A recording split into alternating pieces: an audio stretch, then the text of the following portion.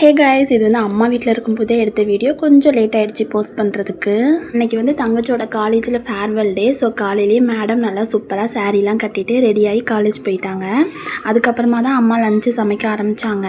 நேற்று வேலைக்கு போயிட்டு வரும்போது எங்கள் அப்பா தோட்டத்துலேருந்து நிறைய வெள்ளரிக்காய் கொண்டு வந்தாங்களா, அதை தான் அம்மா இன்றைக்கி பொரியல் பண்ணுறதுக்காக கட் பண்ணி கேட்டாங்க. ஆதி தான் கட் பண்ணேன். அதுக்குள்ளே தூங்கிட்டு இருந்த நம்ம குட்டி பையன் முழிச்சிட்டான். அதுக்கப்புறம் அம்மா அவனை குளிப்பாட்டி கொடுத்தாங்க. அவனுக்கு ஃபீட் பண்ணி அவனுக்கு கொடுக்க வேண்டிய ட்ராப்ஸ் எல்லாம் கொடுத்து நல்லா மேக்கப் பண்ணி தூங்க வச்சாச்சு. குட்டி பையனை தூங்க வச்சுட்டு நானும் ஃப்ரெஷ் ஆகிட்டு வந்துட்டேன். அதுக்குள்ளே அம்மா எல்லாம் சமைச்சு வச்சுருந்தாங்களா, சாப்பிட்டுட்டு ரிலாக்ஸாக உட்காந்துட்டு இருந்தேன்.